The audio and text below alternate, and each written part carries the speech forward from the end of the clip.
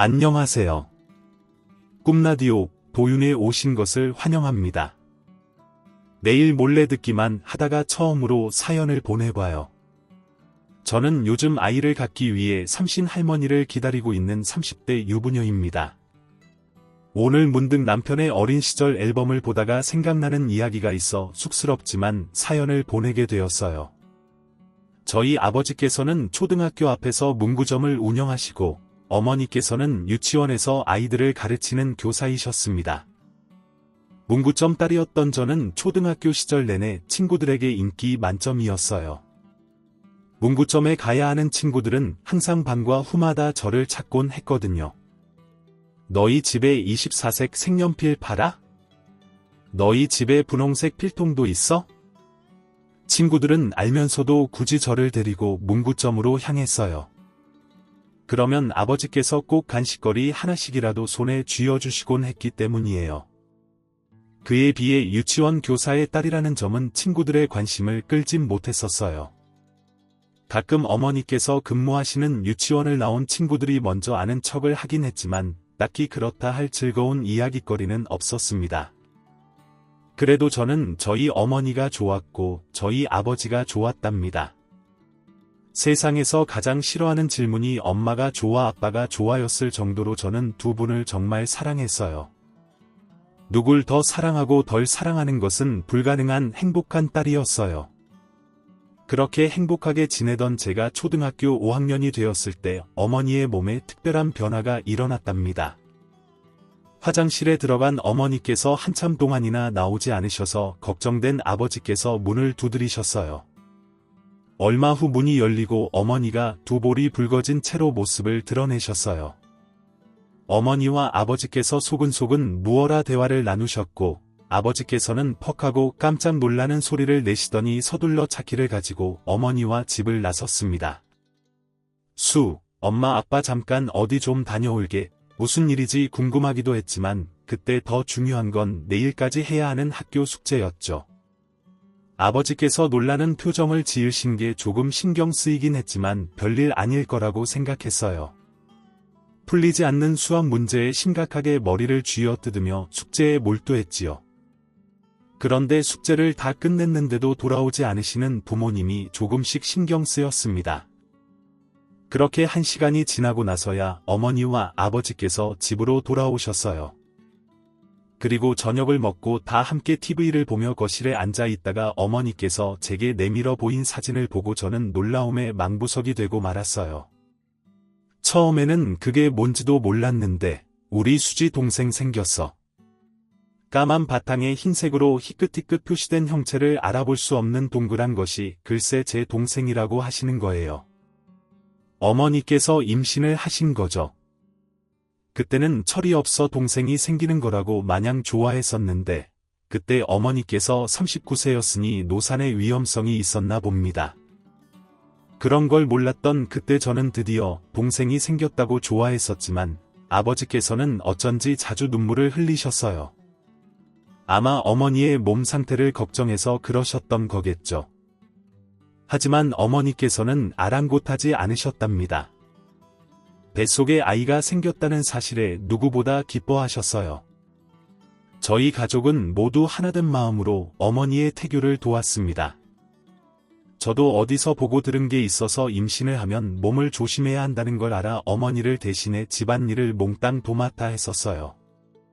매일 저녁은 아버지께서 요리사가 되어 식탁엔 어머니께서 제일 좋아하시는 음식들로만 차려졌어요. 어머니의 뱃속엔 그렇게 온 가족의 사랑을 받는 아이가 무럭무럭 자라나고 있었죠. 그런데 어머니의 배가 제법 불러오고 아이가 태어나기를 모두가 기다리고 있던 평범했던 어느 날, 방학을 맞이해 빈둥빈둥 거실에 누워있던 저를 데리고 어머니께서 시장으로 향하셨습니다. 새콤한 자두가 먹고 싶다고 하셨어요. 시장에 같이 가서 갓 튀겨낸 어묵을 얻어먹을 생각에 저도 신이 났어요. 그런데 그렇게 제 손을 잡고 같이 시장에 나가셨던 어머니께서 한참 장을 보던 도중 갑자기 시장 바닥에 쓰러지고 말았습니다. 엄마가 사람이 쓰러지니 장사를 하시던 분들이 하나둘 자리에서 일어나 저의 곁으로 다가오셨고 당황해서 어머니의 고통스러워하는 얼굴만 쳐다보며 그저 엄마, 하고 외치기만 하던 저를 대신해 한 아주머니께서 다급하게 주변에 말씀하셨습니다. 어머, 숲속 유치원 선생님 아니에요? 잠깐만, 여보 얼른 핸드폰 119 불러야겠다. 선생님이 하열을 해소란스럽고 분주한 사람들 틈, 차가운 시장 바닥에 드러누운 어머니께서는 배를 잇는 힘껏 끌어안으며 오열하셨어요. 도와주세요. 도와주세요. 어머니께서 중얼거리던 절박한 그 말과 어머니의 종아리를 타고 흘러 바닥을 적시던 낯설고도 무서운 시뻘건 핏물은 영영 잊을 수가 없었습니다. 제가 할 수 있는 것은 자꾸만 눈을 감으려는 어머니의 손을 애처롭게 붙들고 엄마, 정신 차려 하고 외치는 것뿐이었죠. 곧이어 구급차가 도착하고 병원으로 가는 길, 심각해 보이던 구급대원분들의 표정을 보면서 핸드폰을 꺼내어 아버지께 연락을 해야 한다는 걸 알면서도 그게 쉽지가 않더군요. 덜덜 떨리는 손은 자꾸만 핸드폰을 구급차 바닥 아래로 떨어뜨렸고 그런 저를 대신해 급기야하는 구급대원분이 아버지께 전화를 드려야 했습니다. 어머니가 쓰러지셨는데 저는 곁에서 아무것도 할 줄 아는 게 없는 모자란 딸이었어요. 순식간에 병원으로 달려온 아버지와 함께 손을 붙들고 수술실에 들어간 어머니를 기다리는 시간은 1분 1초가 1년 같았습니다. 태어나서 아버지께서 우는 얼굴을 처음 보았어요. 그래서 더 불안했고 더 무서웠어요. 아버지께서 눈물을 흘릴 정도로 어머니의 상황이 좋지 않다는 걸 깨달았기 때문이었습니다. 눈물의 기다림 끝에 어머님께서 정신이 드셨을 때 아버지와 저는 어머니의 이름만을 불렀지만 어머니께서는 다르셨어요. 눈을 뜨자마자 가장 먼저 어머니께서 뱉으셨던 말씀은 애는 이였습니다. 다 잠겨버린 목소리에 단 두 글자, 애는 하고 물으시던 그 말씀에 저는 차마 대답하지 못하고 속으로 절규했어요. 아버지께서도 저와 같은 마음이셨는지 어머니의 손을 붙들고 고개를 푹 숙일 뿐 섣불리 대답하지 못하셨습니다. 5개월 동안 어머니께서 매일같이 사랑으로 품으셨던 소중한 저의 동생, 그 아이는 가슴 아프게도 그렇게 세상의 빛을 보지 못하고 저희 가족의 곁을 떠났어요. 저와 아버지가 아무런 대답도 하지 못하고 눈물만 흘리는 모습을 본 어머니께서는 더 눈물을 흘릴 힘조차 남아있지 않으시면서 또 한 번 오열을 하셨습니다. 그런 어머니께 아버지께서는 말씀하셨어요. 여보, 나는 당신 무사한 것만으로 하늘에 감사해. 하지만 어머니께서는 쉽게 눈물을 멈추지 못하셨죠. 다음 날, 그 다음 날이 밝아도 어머니의 얼굴엔 슬픔이 가득했습니다. 그런 어머니의 곁에 그저 함께 있어주는 것밖에 할 수 없는 아버지와 저희 얼굴에도 마찬가지로 슬픔이 가득했고요. 그 후 아버지와 저는 어머니의 육체적 회복과 정신적 회복을 돕기 위해 온 마음을 다해 애쓰기 시작했습니다. 그 힘들었던 기간 동안 어머니께 가장 필요한 것은 가족들의 사랑이라 생각했거든요. 아버지께서도 제게 그리 이르셨어요. 수지야, 너도 힘들겠지만 지금은 우리 다 함께 엄마 생각만 하자. 아버지께서는 문구점 앞에 개인 사정으로 당분간 문을 닫습니다라는 문구를 붙이고 어머니 곁에 하루 종일부터 계셨습니다. 외할머니께서도 이틀에 한 번꼴로 저희 집에 오셔서 어머니를 살피셨어요. 외할머니의 품에 안겨 엄마 하고 목 놓아 울던 어머니의 모습은 제게 너무나도 충격적이면서도 낯설었습니다. 어머니께서도 결국 저와 같은 누군가의 자식이고 저와 같은 나약한 사람이라는 걸 그때 처음 깨달았어요. 어머니는 저보다 어른이니까, 엄마이니까 언제나 강하고 씩씩하다고만 생각했었는데 그게 아니었다는 걸, 엄마도 사람이라는 걸 매일 밤 어머니의 우는 소리를 들으며 되새기고 또 되새겼습니다. 얼른 자라서 어머니보다 더 씩씩하고 강한 딸이 되어야겠다고 아이처럼 우는 어머니를 품에 안고 등을 두드려주며 괜찮다고 어머니를 안심시킬 수 있는 그런 딸이 되어야겠다고 말이에요. 어머니께서는 매일 눈물을 흘리셨지만 그로 인해 저희 집엔 웃음이 사라져 갔지만 그래도 조금씩 나아지고 계셨습니다. 당신도 힘들었을 텐데 너무나 혼자만 슬퍼했던 것 같아서 미안해. 우리 수지도 엄마가 미안해. 어머니께서 그 말씀을 하셨을 때 아버지께서는 다시 천장을 보며 눈물을 삼키시고 저 역시도 눈물을 참지 못했지만 왠지 마음이 놓이긴 했어요. 아이를 잃었다는 죄책감에 시달렸던 어머니와 그런 어머니가 조금이라도 덜 힘들게 하기 위해 애썼던 아버지와 그렇게 저희 세 식구는 이런 표현이 적절한지 모르겠지만 그 일로 인해 더 돈독해졌던 것 같아요. 그렇게 아버지는 다시 문구점 문을 열고 일을 나가셨고 저도 곧 계약을 앞두고 있던 그날이었습니다. 아버지께서 문구점 문을 닫았다가 2달 만에 문을 열었던 그날, 아버지를 도와 문구점 청소를 하고 집으로 돌아온 제 눈앞에 웬 처음 보는 하얗고 낯선 생명체가 현관에 멀뚱히 서서 저를 올려다보고 있었어요. 누런 털이 삐쭉삐쭉 돋아나고 까만 눈동자로 저를 쳐다보며 고개를 갸우뚱하고 있는 그 생명체의 꼬리는 오늘 처음 보는 제가 뭐가 좋은지 좌우로 빠르게 흔들리고 있었어요. 엄마, 얘 뭐야? 놀라기도 하고 갑작스럽기도 해서 어머니께 그렇게 여쭈니 어머니께서는 주방에서 뭔가를 열심히 만들며 대답하셨습니다. 분리배출하러 내려갔다가 올라오는데 걔가 나를 자꾸 쫓아오는 게 아니겠니? 저리 가라고 허이허이 내쫓아내고 다시 걸으면 또 내 발밑에 와서 꼬리를 살랑살랑 보니까 얼굴도 꼬질꼬질한 게 누가 버린 것 같아서 길을 잃은 것 같아서 밥이라도 먹이려고 데리고 올라왔어. 그런데 강아지가 쌀죽을 먹나 모르겠네. 어머니께서 주방에서 열심히 만들고 계신 음식의 정체는 길을 잃은 유기견의 고른 배를 채워주기 위해 끓여낸 죽이었답니다. 강아지란 그저 귀여운 동물, 그 이상 그 이하도 아니었던 저는 저희 집 현관을 차지하고 꼬리를 살랑살랑 흔들어대는 그 녀석이 낯설기만 했어요. 어머니께서는 그런 것에 아랑곳하지 않으시고 죽이 뜨거울까 후후 불어가며 그 작은 생명체의 뱃속을 따뜻하게 채워주셨죠. 걱정했는데 잘 먹어서 다행이라며 어머니께서 희미하게 미소를 지으셨고 그 모습을 보고 저는 때가 꼬질꼬질한 그 냄새나는 강아지에 대한 경계심이 무너지고 말았습니다. 그렇게라도 웃는 모습을 본 게 2달 만이었으니 그럴 만도 했지. 어머니께서는 냄새도 나지 않는지 밥을 먹고 드러누운 그 강아지의 머리털을 내내 쓰다듬으셨어요. 결국 저는 어머니께 함께 강아지를 씻길 것을 제안했고 혹시나 실수로 눈에 물이라도 들어갈까 아니면 잘못 힘을 줘서 뼈가 부러지기라도 할까 노심초사하며 조심조심 그 녀석을 씻겼습니다. 누렇게 떼타 있던 털이 씻기고 나니 제법 뽀얀 모습을 드러냈어요. 드라이기와 선풍기를 총동원해서 녀석에 젖어있던 털을 바짝 말리고 나서야 어머니와 저는 허리를 펼 수 있었답니다.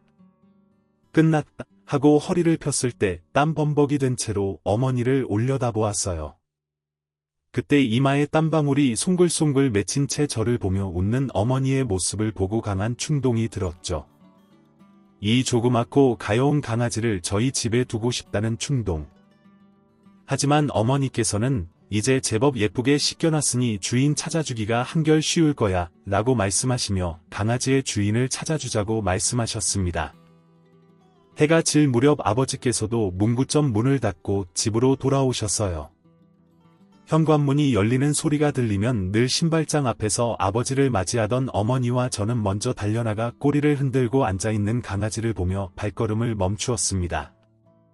그랬더니 아버지께서 낯선 생명체에 어찌나 놀라셨는지 아이쿠 하고 얼른 문을 닫고는 다시 집 밖으로 나가버리셨답니다. 몇 초 후 다시 문을 열고 빼꼼 고개를 내민 아버지의 얼굴엔 당황스러움이 가득했어요. 우리 집이 맞는데 어머니께서는 쭈뼛쭈뼛 현관문 쪽으로 가서 아버지를 맞이하셨어요. 신발을 벗고 들어와 강아지 앞에 쭈그려 앉은 아버지께서는 강아지 얼굴을 한 번, 어머니 얼굴을 한 번, 그리고 제 얼굴을 한 번 차례로 바라보셨습니다. 그때 저와 눈을 마주친 아버지의 얼굴에 피연한 안도감을 보았어요. 아마 아버지께서도 눈앞에 낯선 강아지보다 어머니의 웃는 얼굴을 보고 더 놀라셨겠죠. 저는 어머니께서 보지 않는 틈을 타 아버지를 향해 고개를 끄덕였습니다. 아버지께서는 울컥 차오르는 눈물을 삼키려는 듯 강아지의 정수리에 얼굴을 파묻으셨어요. 순간 스쳐가는 그 감정이 어떤 감정인지 잘 알기에 저도 어머니의 등 뒤에서 잽싸게 눈물을 닦아냈어요.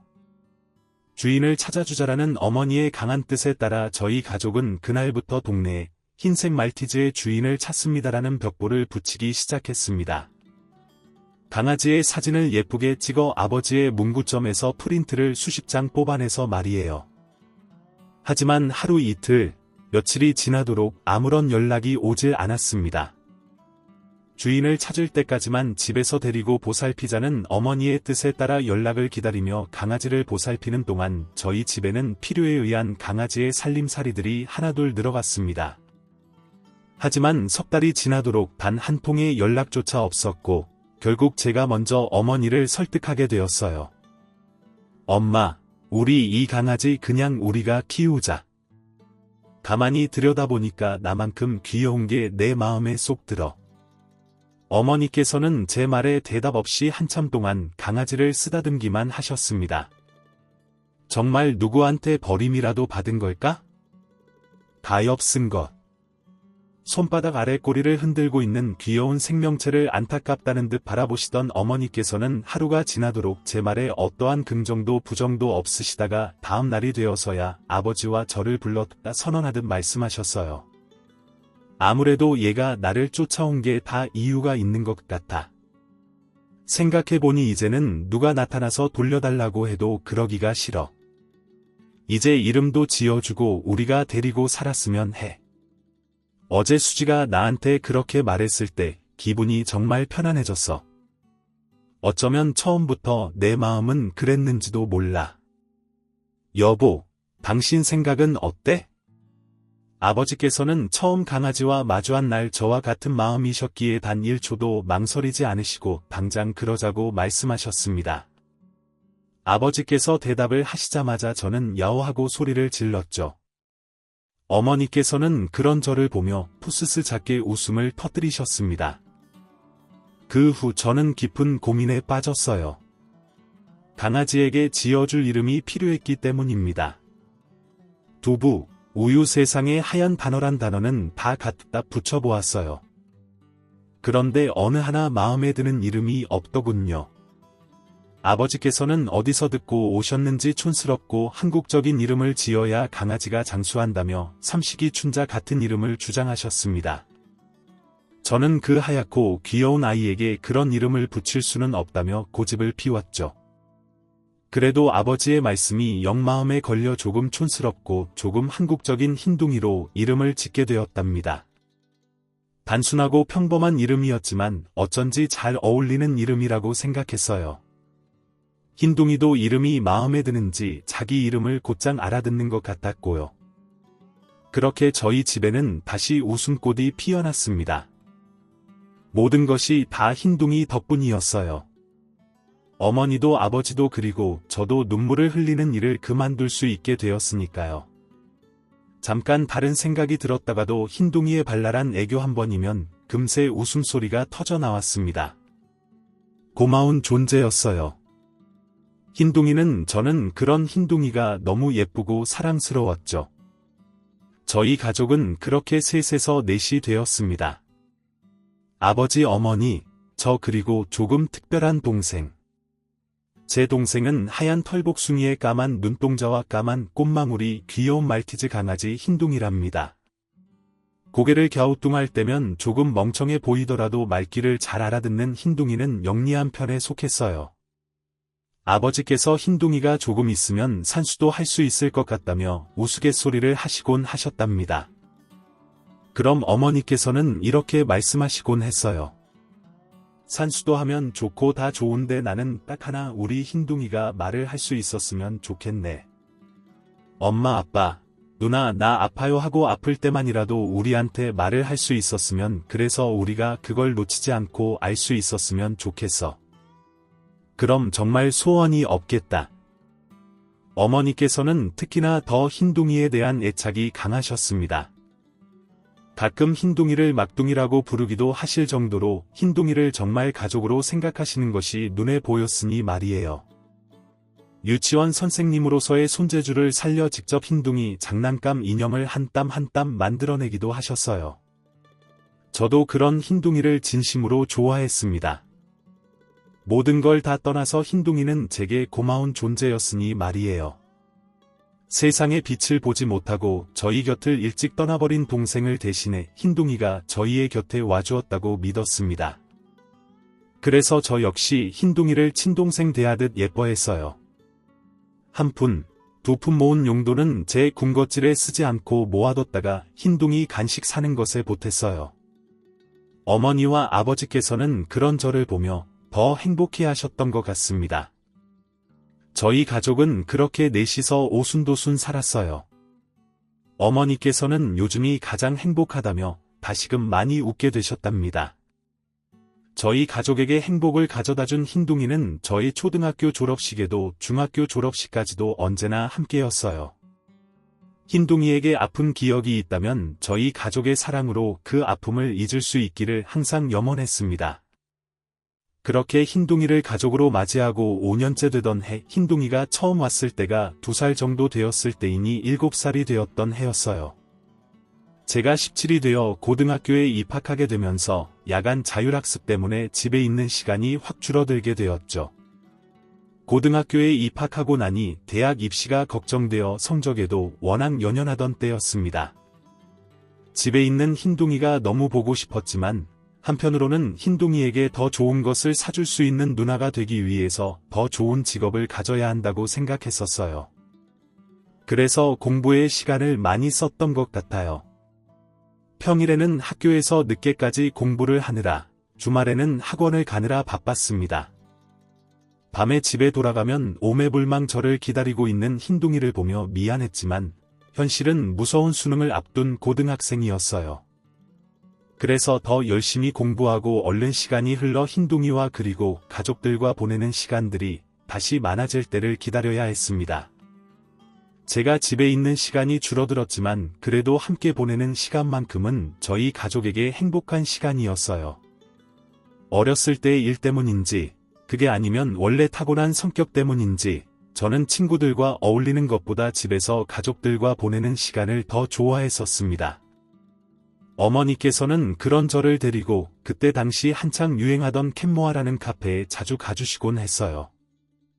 온통 교복 입은 학생들뿐인 그 카페에서 흔들흔들 의자에 앉아 어머니와 함께 밀린 수다를 떨며 나누어 먹던 빵은 천국의 맛이었어요. 그때도 그런 말을 많이 했었습니다. 시간이 이렇게 멈추면 좋겠다라고 하지만 그 작은 소망이 하늘엔 조금 과한 욕심처럼 비추어졌던 것일까요?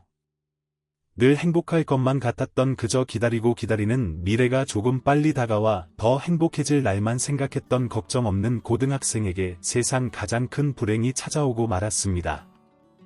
난생 처음 와보는 장례식장이었는데 하필이면 생애 첫 장례식에서 제가 상복을 입고 조문객을 맞이하게 된 거예요. 까만 밤 그날도 야간 자율학습을 마치고 나니 하늘에 억수 같은 비가 쏟아지고 있었습니다. 학교 교문 앞과 운동장에는 늦은 밤 우산이 없는 자식들을 마중 나온 학부모님들로 가득했어요. 학생들은 학교 건물 앞 계단에 서서 비를 피하며 눈동자를 굴려 각자의 부모님을 애타게 찾고 있었지, 저 역시도 그들 중 하나였습니다. 집이 학교 근처였던 저는 9시까지 하는 야자 시간을 겨우 5분 전인 8시 55분부터 갑자기 비가 내리더라도 늘 부모님께서 학교 앞까지 마중을 나와 계실 수 있었거든요. 아침에 현관문을 나서는 제게 늘 오늘 비 오니까 우산 챙겨가라고 이르셨던 어머니였는데, 그때는 그 작은 우산 하나 챙겨가는 것이 어찌나 귀찮았는지 어머니께서 그렇게 신경 써주셔도 잊어버리고 그냥 학교에 가고는 했었습니다. 솔직히 말하자면 어머니 아버지께서 늘 데리러 오시니까 내릴지 안 내릴지 확실치도 않은 비를 가지고 우산 따위는 챙기지 않아도 된다고 생각했던 것 같아요. 아니라고 건방지고 멍청한 행동이었습니다. 8시부터 세차게 쏟아지는 빗방울에 오늘도 어머니나 아버지 두 분 중에 한 분께서 학교 앞으로 마중을 나오겠구나 하고 생각했었어요. 반 친구들은 다 갑자기 내리는 비에 짜증과 걱정이 섞인 말들을 해댔지만 저의 마음은 평화로웠지. 어차피 엄마 아빠가 와주실 거니까. 그런데 그날 교문 앞을 아무리 살펴도 부모님이 보이지 않더라고요. 비가 온다는 걸 모르고 계시는 건가. 아직 집이라고 하시면 그냥 가방을 대충 뒤집어 쓰고 뛰어갈 작정으로 어머니께 전화를 걸었습니다. 그런데 이상하게도 2번이나 전화를 걸었는데 전화를 받지 않으시는 거예요. 지루하게 느껴졌던 신호음이 점점 불안하게 들려왔습니다. 서둘러 아버지께 전화를 걸었어요. 아버지께서도 전화를 받지 않으셨습니다. 두 분 모두 일을 끝내고 집에 돌아와 편히 쉬고 있으실 시간이었어요. 그런데 전화를 받지 않으신다는 건 좋지 않은 생각이 들 수밖에 없는 상황이었습니다. 결국 옆에서 우산을 같이 쓰고 가자는 친구들을 두고 혼자 뛰어서 집까지 갔어요. 비는 멈출 줄을 모르고 억수같이 쏟아지고 가방과 교복은 이미 빗물에 흠뻑 젖은 지 오래였습니다. 그리고 아파트 앞에 도착해 신호를 기다리고 있는 저희 눈앞에 불길한 실루엣이 보였어요. 소리 없이 반짝이는 경찰차 조명과 무언가 바쁘게 말하고 있는 어른들, 순간적으로 좋지 않은 생각이 밀려들었습니다. 하지만 그들 사이에서 저희 부모님의 모습은 찾아볼 수 없었고, 그 사이에 부모님이 없다는 사실에 성급하게 마음이 진정되었습니다. 비를 맞으며 다시 핸드폰을 꺼내어 아버지께 전화를 걸어봤지만 여전히 받지 않으셨어요. 엘리베이터를 기다리는 것도 초조해서 계단을 뛰어 올라갔습니다. 열려있는 현관문 집에는 아무도 없었어요. 그때부터는 어떻게 해야 될지 도무지 모르겠어서 미칠 지경이었어요. 열려있던 현관문과 늘 가지런히 정리되어 있던 신발들이 어지럽게 흩어져 있는 것을 보고 난 후로는 불안함이 걷잡을 수 없이 커졌어요. 그렇게 빗물에 흠뻑 젖어 축 처진 교복을 입고 가방도 벗지 못한 채 저는 현관문 앞에 서서 핸드폰을 꼭 쥐고 어머니, 아버지를 기다렸습니다. 그런데 현관문 앞에서 무언가 낑낑거리는 소리와 함께 문을 긁는 소리가 들려왔어요. 흰둥이 거실을 둘러보니 흰둥이가 없었습니다. 문 밖에 무언가가 흰둥이임을 직감하고 문을 열었죠. 비에 쫄딱 젖은 흰둥이가 낑낑거리는 소리를 내며 제 정강이에 매달려 왔습니다. 흰둥이를 안고 집으로 들어와 추위에 덜덜 떠는 흰둥이를 꼭 끌어안았어요. 불안해서 미칠 것만 같았습니다. 그렇게 몇 분이나 흘렀을까요? 흰둥이를 안고 있는 제 몸까지 추위에 덜덜 떨려갈 무렵 핸드폰이 울렸어요. 아버지였습니다. 아빠 어디야? 왜 전화를 안 받아? 엄마는 불안함에 잔뜩 격양된 목소리에, 아버지께서는 대답이 없으셨어요. 그래도 전화가 걸려왔다는 사실에 눈물이 터져 나왔습니다. 그리고 저는 그 후로 눈물을 멈출 수가 없었어요. 한참 말이 없으시던 아버지께서 난생 처음 들어보는 다 쉬어버린 목소리를 하시고서 어머니가 돌아가셨다는 말씀을 하셨기 때문입니다.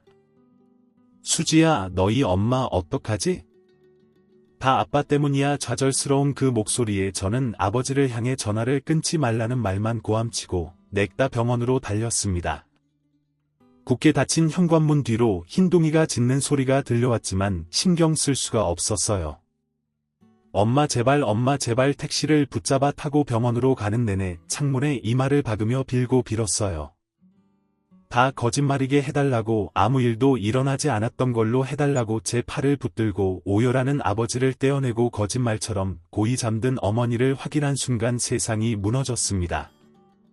아니, 솔직히 실감나지 않았어요. 저는 어머니가 누워있는 침대를 붙들고 막 흔들어댔습니다. 그만하라고, 재미없으니까 장난 그만 치라고, 빨리 눈 뜨라고 하지만 곤히 잠든 어머니의 눈꺼풀은 좀처럼 열리질 않았어요. 핏물이 가득 묻은 옷가지와 끈적한 손을 붙들고 같은 말만 반복했습니다. 하지만 10분이 지나도 30분이 지나도 어머니께서는 끝내 눈을 뜨지 않으셨어요. 몇 시간을 울고 지치기를 반복했는지 모르겠습니다. 아버지께서는 그런 제 옆에서 다 쉬어버린 목소리로 모든 것이 다 자기 탓이라고 오열하셨어요. 무슨 말인지 이해할 수 없었지만 굳이 여쭙지 않았어요. 중요하지 않았습니다. 그냥 어머니를 되살리고 싶었죠. 그리고 그때 아버지께 무슨 일이 있었느냐고 여쭙지 않은 것을 저는 아주 오랫동안 후회하게 되었습니다. 그때 아버지께 이유를 들었더라면 어머니의 손을 붙들고 잘못했다고, 죄송하다고 사과라도 할 수 있었을 텐데 그러지 못했으니까 말이에요. 어머니께서는 그날도 쏟아지는 비를 뚫고 저를 마중 나오고 계셨습니다. 문을 나서며 어머니께서는 아버지께 내가 아침에 정신이 없어서 수지 우산도 못 챙겨줘서라며 자신을 탓하셨다 했어요. 비가 올 거라는 이야기를 듣고도 우산을 챙겨가지 않은 건 저였는데 어머니께서는 그조차도 딸의 잘못이 아니라 엄마의 잘못이라 여기신 것입니다. 미칠 것 같았어요. 내가 왜 그랬을까? 엄마 말을 들을 걸, 우산 챙길 걸. 제가 우산만 잘 챙겨갔더라도 일어나지 않을 사고였습니다. 쏟아지는 비를 뚫고 저를 마중 나오신 어머니께서는 아파트 앞 횡단보도에서 신호를 확인하지 못하고 미끄러지는 덤프트럭에 부딪혀 사고를 당하신 것이었어요. 딱 한 번만 더 내가 가겠다고 했으면 아버지께서는 마지막까지도 어머니의 고집을 꺾지 못해 집에 혼자 남아 계셨던 것을 자책하셨습니다. 아버지께서는 아무런 잘못이 없었어요. 어머니께서 그렇게 되신 건 모두가 다 제 탓이었으니까 친척 언니들이 흰둥이를 맡아주는 동안 아버지와 저는 어머니의 영정사진 앞에서 조문객들을 맞이했습니다. 그중엔 엄마를 치고 간 덤프트럭 기사도 있었어요. 외삼촌들이 그 아저씨의 멱살을 잡고 한바탕 소란이 일어났거든요. 그런데 저는 어찌 그 아저씨를 보는데도 화가 나지 않았습니다. 아니, 모든 게 제 잘못임을 알기에 제 자신에게만 화가 났을 뿐이었어요. 어머니를 납골당에 모시고 집에 돌아왔을 땐 언제나처럼 흰둥이가 현관문 앞에 쪼그리고 앉아 꼬리를 흔들며 저희를 반겨주었습니다. 흰둥이를 보니 또 어머니 생각이 치밀어 올랐어요. 마지막 가는 길에 흰둥이를 보여드리지 못했다는 생각에 또 후회가 밀려왔어요. 그대로 흰둥이를 안고 다시 납골당으로 향했습니다. 아버지께서는 운전대를 잡은 내내 아무 말씀이 없으셨어요. 저도 아무런 말을 할 수가 없었고요. 어머니를 모셔둔 납골당엔 네모나고 비좁은 칸 안에 어머니의 유골함과 사진들이 놓여 있었습니다. 제가 아주 어렸을 때 함께 찍은 사진과 어머니, 아버지 결혼 사진, 그리고 제 중학교 졸업식 날 흰둥이와 함께 찍은 사진. 흰둥이는 뭘 아는 건지 그 사진 앞에서 꼬리를 살랑살랑 흔들었어요. 엄마, 흰둥이 왔어. 흰둥아, 엄마한테 흰둥이 왔어요. 해야지 말을 하지 못하는 흰둥이가 제 말을 따라줄 리는 없었지만 어쩐지 느리게 흔들리는 꼬리가 꼭 제 말을 알아듣는 것만 같았습니다. 짧게 낑하고 우는 소리에 제 팔에 닿아오는 흰둥이의 살랑이는 꼬리를 느끼며 속으로 어머니께 여쭈었어요. 엄마, 흰둥이가 뭐래? 엄마 보고 싶대. 끊임없이 흐르는 눈물을 흰둥이가 자꾸 핥아댔지만 어쩐지 어머니께 흰둥이가 속으로 하는 말들이 닿고 있을 것만 같아서 아주 오랫동안 그 자리를 떠나지 못했습니다. 그 후로 저희 가족은 어머니가 없는 빈자리를 뼈저리게 느끼며 하루하루를 살아갔어요. 아버지께서는 이사를 고려하셨지만 저희 학원 문제로 결국 그 집에 계속 살게 됐습니다. 저도 마음을 결정하기 어려웠어요.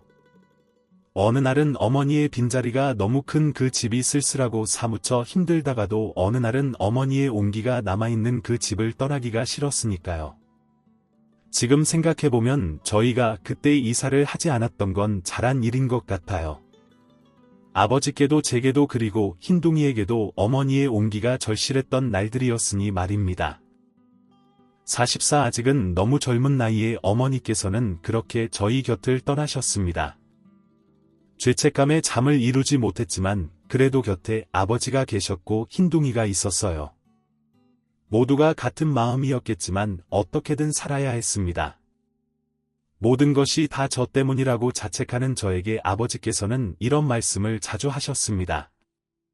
엄마가 하늘에서 다 지켜보고 있으니까 수지야, 우리 엄마가 슬퍼할 만한 일은 하지 말자. 그러면 하늘에 계신 엄마가 더 슬퍼하실 거야. 어머니께서는 저 때문에 그렇게 돌아가시게 되었지만 아버지께서는 변함없이 저를 사랑해 주셨습니다. 서로가 죄책감으로 힘들어할 때 곁에서 서로를 지켜주었어요. 너무 힘들 땐 차라리 어머니께서 어디 좋은 곳에 여행을 가셨다 생각했습니다. 그런다고 마음이 완전히 나아지지 않았지만 돌아가셨다고 다시는 못 본다고 생각하는 것보다는 마음이 조금 낫더라고요. 흰둥이는 한동안 뭘 알기라도 하는 건지 하염없이 현관문을 바라보며 앉아 있거나 어머니께서 직접 만들어준 장난감 인형을 품에 안고 잠들기도 했습니다. 그렇게 힘든 시간도 지나가고, 그러는 와중에도 저는 아버지의 사랑과 정성 어린 뒷바라지 덕분에 공부를 열심히 할 수 있었어요. 힘든 날에도 책을 들여다보는 것을 게을리하지 않으려 했습니다. 아버지께서 말씀하셨던 엄마가 하늘에서 다 지켜보고 있다는 말 덕분이었는지도 모르겠어요. 저 시간들을 지나 비록 아주 좋은 대학에 가는 것은 실패했지만 남들처럼 평범하게 대학을 나와 25엔 무난한 회사에 취직도 했답니다. 대학에 가서도 흰둥이와 쓸쓸하실 아버지를 걱정해 집에 있는 시간을 소홀히 하지 않으려 노력했어요. 첫 사회생활이 그리 평탄하지 않았지만 그래도 제게는 가족이 있었습니다. 그렇게 2년 정도가 흘렀어요. 제가 27이 되던 해, 흰둥이마저 무지개 다리를 건너고 말았어요. 흰둥이의 나이 17이 되던 해였습니다. 사실 1년 정도 전부터 흰둥이의 상태가 급격하게 나빠지면서 아버지와 저는 불안함을 늘 안고 살았었어요. 단 하루라도 이 세상에 머무는 시간을 길게 해주기 위해 애썼죠. 그렇게 1년을 더 버텨준 흰둥이가 17이 되어 무지개 다리를 건너게 된 것입니다. 어머니도 동생도 잃은 제게 남은 것은 아버지뿐이었어요. 하지만 저만큼이나 아버지께서도 많이 힘들어 하셨습니다. 세상에 둘만 남은 가족 때때로 서로에게 의지하고 위로하면서 버텼지만 제게는 고통의 시간이었어요. 어느 날 갑자기 선물처럼 저희 앞에 나타나준 복덩이 같은 흰둥이가 떠났을 때 저는 또 자책을 했었습니다. 흰둥이 이름을 지을 때 아버지의 말씀을 따라 지었더라면 흰둥이가 더 오랫동안 저희 곁에서 살다 갈 수 있지 않았을까 하는 후회 때문이었어요. 예쁜 이름이 뭐가 그렇게 중요하다고 제 멋대로 그랬는지 후회가 됐습니다. 아버지께서는 어머니께서 돌아가셨을 때처럼 자책하는 제게 흰둥이가 엄마 심심할까봐 우리보다 먼저 엄마를 만나러 간 거야. 너 때문인 건 아무것도 없으니 자책하지 말아라. 이제 엄마 혼자 우리를 지켜보는 게 아니라 흰둥이와 함께 우리를 지켜보고 있을 거야 라고 말씀하셨어요. 하지만 어쩐지 그리운 마음은 좀처럼 나아지지 않았습니다. 그러다 문득 TV 프로그램을 통해 유기견 봉사활동을 접하게 되었어요. 그걸 보는데 마음이 요동치더라고요. 제가 꼭 가야 할 것만 같은 기분이 들었죠. 유기견으로 저희 집에 왔던 흰둥이 생각이 자꾸 들었습니다. 그래서 고민도 하지 않고 근처에 봉사를 나갈 수 있는 곳을 찾아 봉사활동 신청을 했어요. 찾아간 곳은 생각보다 열악한 환경이었습니다. 언제 어디서 어떻게 버려졌는지 모를 수많은 유기견들. 그럼에도 사람이 오는 게 좋아 꼬리를 흔들며 한 번이라도 더 만져달라고 애교를 부리는 아이들이 너무나도 불쌍하고 안타까웠어요. 15년 전 어머니께서 흰둥이를 집에 데려오지 않으셨더라면, 우리가 흰둥이와 함께 살자고 결정하지 않았더라면, 어쩌면 흰둥이도 이 아이들처럼 그곳에서 힘들게 살아가야 했을지 모른다는 생각. 그리고 그곳에 있는 아이들 역시 사람에게 버려지고 아프지 않을 자격이 있다는 생각, 온갖 생각이 밀려들었어요. 그리고 그런 아이들을 위해 해줄 수 있는 것이 있다면 다 해주고 싶다는 생각이 들었습니다. 그래서 우선 매주 주말마다 봉사활동을 나갔어요. 센터에서 근무하시는 분들도 점차 저와 얼굴을 익히고 저의 사정을 알게 되면서 가까워졌습니다. 제가 특별한 미용 기술이 있는 것도 아니고 할 수 있는 것이라고는 그저 강아지들을 데리고 산책을 나가고 청소를 하고 밥을 주는 것 등의 간단한 일들인데도 그것만으로도 도움이 될 수 있다는 점이 마음에 와닿았어요. 그리고 그렇게 매주 아이들을 보다 보니 특별히 제 마음에 끌리는 아이가 있기도 했었습니다. 그 녀석은 노란 황금색 털의 강아지였는데 믹스견이라 비교적 사람들의 관심을 덜 받는 아이였어요. 그것에 그런 아이들이 수두룩했지만 유난히 저를 좋아하고 애교가 많았던 그 녀석에게 마음이 가지 않을 수 없었습니다. 방문할 때마다 속으로 몇 번이나 이 아이를 저희 집으로 데려가야 하는지 고민했었거든요. 그런데 그 어느 날 그 아이가 입양 직전이라는 이야기를 전해 듣게 되었습니다. 여기 자주 봉사 오시는 분인데 아마 수지님하고 비슷한 또래이실 거예요. 이 친구를 누룽지라고 부르면서 예뻐하셨어요? 몇 주간 보살피다가 정이 드신 거죠? 정식 절차 받고 입양 직전이에요. 수진님은 서운하시겠어요? 안 그래도 오늘 오시기로 했는데 한번 인사라도 나누시던지요. 센터 관리자분은 곧 있으면 그 아이를 입양하기로 한 사람이 올 시간이라면서 저를 붙잡아두고 인사라도 나누라고 말씀하셨습니다. 사실 그때까지만 해도 제가 뭐라고 그 사람이랑 인사를 나누나 했었는데 막상 인사를 나누고 보니 그러길 잘했다는 생각이 들었어요. 저보다 2~3살 정도 많아 보이는 외모의 선한 눈동자를 가진 남자분이었는데 문을 열고 들어서자마자 누룽지하고 그 녀석을 찾는 모습이 인상 깊었다고나 할까요? 예전에 저희 가족들이 외출하고 돌아와 흰둥이를 흰둥아하고 부르며 들어오던 그 모습이 겹쳐 보였던 것 같아 묘하게 동질감을 느꼈습니다. 누룽지는 그 사람이 다가오자 기다렸다는 듯 꼬리치며 반가워했어요. 그 순간 둘이서 부둥켜 안고 반가워하는 그 모습이 왜 그렇게 눈물이 나던지 주책 맞은 눈물샘은 때와 장소도 잊은 채 눈물을 뿜어댔습니다. 남자가 저를 보며 당황했고 센터 관리자분도 당황한 눈치였어요. 저는 멋쩍게 웃었습니다. 죄송해요. 입양 간다는 말을 들으니 뭉클해서 저는 괜히 다른 소리를 늘어놓았습니다. 핑계랍시고 늘어놓은 말도 거짓말은 아니었지만 말이에요. 누룽지가 입양을 가고 나서도 저는 매주 봉사활동을 나갔어요. 그곳에 있으면 흰둥이에 대한 그리움이 조금은 무뎌져 갔거든요. 어렵고 힘든 상태의 아이들을 도우며 시간을 보내다 보면 길게만 느껴지던 주말도 순식간에 지나가곤 했습니다. 그 남자도 매주 봉사를 나왔어요. 누룽지를 입양해 갔는데도 봉사를 하고 싶은 마음은 변하지 않는다고 했어요. 한번 안면을 터서 그런 건지 그 후에 주말마다 자주 마주치게 된 저희는 통성명도 하고 소소한 이야기 정도는 나누는 사이가 되었답니다. 그러던 어느 날 저도 모르게 그 남자 앞에서 이렇게 말해버리고 말았어요. 그 녀석을 데리고 가고 싶어서 고민이 많았어요. 그런데 입양을 보내게 돼서 묘하게 서운하더라고요. 잘된 일이다 싶으면서도 저는 고민만 했는데 그렇게 결정해서 데려가는 모습이 인간적으로 멋있어 보였어요. 말을 내뱉고 나서 뒷말은 하지 말 걸 하고 후회를 했습니다. 조금 과한 말이라고 생각했기 때문이에요. 그런데 남자가 오히려 반색하며 좋아하는 것이 아니겠습니까? 그러면서 괜찮으면 누룽지를 보여주겠다고 여기서 지낼 때보다 훨씬 건강하고 밝아졌다며 시간이 되면 함께 산책이라도 가지 않겠느냐고 물어왔습니다. 망설여지긴 했지만 어째서인지 거절하고 싶지가 않았어요. 그렇게 저는 주말이 지난 월요일 저녁 그 남자를 유기견 센터가 아닌 동네의 한 공원에서 만나게 되었어요. 버스를 타고 나가야 하는 거리였지만 센터 밖에서 만나게 된다는 생각에 조금은 설레었습니다. 누룽지를 만나게 돼서 설레는 건지 그 남자를 만나게 돼서 설레는 건지는 알 수 없었지만 말이에요. 다시 만난 누룽지는 정말 밝고 건강한 모습이었어요. 1시간가량 공원을 걷고 대화를 나누며 저희는 조금 친해졌던 것 같습니다. 그 잠깐의 시간에도 남자가 얼마나 착하고 성실한 사람인지를 느낄 수가 있었어요. 다시 또 만나고 싶다라고 생각하며 아쉬운 헤어짐을 하려던 그때 어떻게 제 마음을 알았는지 남자가 말했습니다.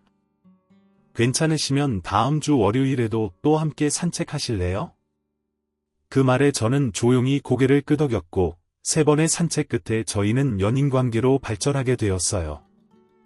사실 저는 연애라는 것을 한 번도 해본 적이 없는 사람이었거든요. 늘 집에만 있기를 좋아하던 저였으니 가족과 시간을 보내는 것만 좋아하던 저였으니 밖에서 누군가를 사귀고 좋아할 기회가 잘 없었습니다. 이토록 마음이 이끌리는 사람이 없었기도 하고요. 사람의 눈빛이 이렇게나 선할 수가 있다는 걸 그 사람의 눈동자를 보며 처음 느꼈었어요. 사람에게 예의 바르고 동물을 사랑하는 남자의 매력에 저는 점점 빠져들었고 마음이 커가면서 저는 이 사람을 아버지께 꼭 소개하고 싶다는 생각이 들었어요. 조금 부담스러울지도 모르겠다는 생각에 아버지와 식사 한번 함께 하는 것이 어떻겠냐는 말이 쉽게 나오지가 않았었는데 어렵사리 꺼낸 그 말에도 그 사람은 환히 웃으며 나야 너무 영광인데 하고 말했습니다. 그렇게 아버지께 남자친구를 처음 소개하던 날, 저는 약속 장소로 나가기 위해 옷을 고르고 화장을 하면서부터 이미 차오르는 눈물을 주체할 수가 없었습니다. 왜 그렇게 자꾸 눈물이 나는 건지 스스로 이해가 가지 않았었는데, 막상 식당에 마주 앉은 아버지와 남자친구를 보고 나니 제가 왜 그렇게 눈물이 났는지를 알 것 같더라고요. 남자친구의 옆자리는 제 자리, 아버지의 옆자리는 어머니의 자리인데, 어머니가 안 계시니 텅 비어 있는 그 자리, 어머니 생각에 그토록 눈물이 났던 것입니다. 이 좋은 사람을 엄마가 한 번만이라도 봤더라면 좋았을 텐데, 얼마나 좋은 사람인지 얼마나 선한 사람인지 알기에 어머니께서도 보시게 됐다면 정말 좋아하셨으리라는 생각이 멈추질 않았어요. 펑펑 울며 어깨를 들썩이는 저를 아버지도 남자친구도 다 이해한다는 듯 달래주었습니다. 옆에 남자친구가 있어서 말씀하시지 못하시는 듯했지만 분명 단둘이 있었더라면 아버지께서는 그렇게 말씀하셨을 거예요. 너 이렇게 펑펑 우는 것도 엄마가 다 지켜보시고 있을 텐데 바로 앞에서 보는 이 아빠도 가슴 아프고 말이야. 좋은 자리인데 울지 마. 엄만 분명 웃으며 내려보고 계실 거야.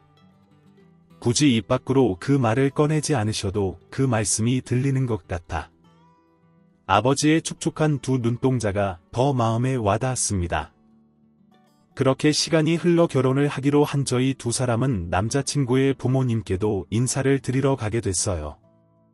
처음 뵙는 자리는 아니었고 몇 번 밖에서 식사를 함께 한 적이 있었는데 본격적으로 결혼 이야기가 오고 가면서 댁에 인사를 드리러 가는 것은 처음이었습니다. 괜히 긴장되는 마음에 덜덜 떨고 있으니 남자친구가 제 손을 꼭 잡아주었어요. 그 따뜻한 온기 하나가 거짓말처럼 제 마음을 편안하게 해주었습니다. 남자친구가 좋은 사람인 만큼 남자친구의 부모님 역시 따스하고 좋으신 분들이었죠. 긴장했던 것이 무색할 만큼 편안한 분위기 속에서 식사를 마치고 남자친구의 방을 구경하게 되었어요. 그러다 오래된 사진첩 하나를 꺼내어 보게 되었고 그 속에는 남자친구의 어린 시절 모습이 가득 담겨져 있었습니다. 그때 그 시절 유행하던 디자인의 사진첩. 왠지 저희 집에서도 그런 사진첩을 본 적이 있는 것 같다 괜히 반가웠어요. 부모님들의 비슷한 패션 스타일과 헤어스타일들은 저희 두 사람을 깔깔거리며 웃게 만들었습니다. 중간중간에 시어머님의 젊었을 적 사진을 보며 속으로 저희 어머니를 떠올리기도 했어요. 비슷한 나이대의 분들이라 그런지 비슷한 모습을 하고 있어 더 생각났던 것 같습니다. 괜히 어머니 생각에 또 한 번 어머니께서도 내 남자친구를 한 번만이라도 보실 수 있다면 하는 울적한 생각이 들던 그때였어요. 가지런히 사진들이 꽂혀있던 사진첩 마지막 장에서 툭 하고 제법 커다란 사이즈의 사진 한 장이 떨어져 나왔습니다. 꽤 두꺼운 두께로 인화된 사진이었어요. 이거 나 유치원 졸업 사진이네. 남자친구의 유치원 졸업 사진이라는 말에 얼마나 귀여울까 싶어 사진을 자세히 들여다보던 그 순간 나 어디 있는지 찾아봐. 나는 남자친구의 말은 들리지 않고 사진 가장 끝쪽에 우두커니 서 있는 한 여자에게로 시선을 빼앗겼습니다. 굵은 웨이브 머리에 진주 귀걸이를 하고 펑퍼짐한 줄무늬 니트를 입은 여자. 미치도록 낯이 익은 여자, 바로 우리 어머니였어요. 저는 다급히 남자친구의 팔을 붙들고 사진에서 눈을 떼지 못한 채 물었습니다. 혹시 어느 유치원을 나왔느냐고. 그리고 남자친구의 입에서 유치원의 이름이 나오는 순간 거짓말처럼 눈물이 펑펑 흘러나왔습니다. 이 사람 우리 엄마야. 어머니께서 처음으로 부임하셨던 유치원. 그곳에서 저를 출산하시고도 10년간 근무를 하셨으니 틀림없이 저희 어머니였습니다. 입고 계시는 옷까지 제 어릴 적 사진첩에서 분명히 본 적이 있었기에 저는 이 놀라운 인연이 믿어지지가 않았어요. 남자친구를 아버지께 소개하고 남자친구의 부모님을 만나뵈면서도 늘 속으로 우리 엄마도 내 남자친구를 딱 한 번만이라도 보게 해주시면 안 되냐고 하늘에 물었었는데 저의 그 소원 아닌 소원이 무색하게도 어머니께서는 이미 제 남자친구를 만났던 거예요. 그것도 한참 오래전 아주 먼 과거의 말입니다. 제가 눈물을 흘리며 이 사람이 우리 엄마라고 그동안 당신을 만나면서 어머니께 소개할 수 없는 게 내내 마음에 걸렸었다고 그런데 이렇게 이미 만났던 사이인 줄은 꿈에도 몰랐다고 어깨를 들썩이자 남자친구도 눈물이 나는지 고개를 하늘로 쳐들고 저를 다독였어요. 그렇게 저희는 결혼을 하게 되었고 아직까지도 저희는 그런 대화를 나누곤 합니다. 우리의 인연은 엄마가 맺어준 인연인 것 같더라고요. 아버지와 둘이 살던 저는 이제 아버지의 품을 벗어나 남편과 함께 유기견이었던 누룽지를 돌보며 살고 있어요. 아버지께서는 저희 결혼과 동시에 시골 마을로 이사를 하시고 그곳에서 작은 마당을 지어 동네의 떠돌이 개들이나 유기견들을 보살피기 시작하셨습니다. 총 4마리의 개들인데 아버지를 곧잘 따르고 영리한 녀석들이라 참 예뻐요. 결혼을 했지만 저는 여전히 마음 한켠으로 아버지 어머니, 흰둥이와 함께 살았던 그날들을 떠올립니다. 그리운 날들이 많아 아버지를 자주 찾아뵙게 되는 것 같아요.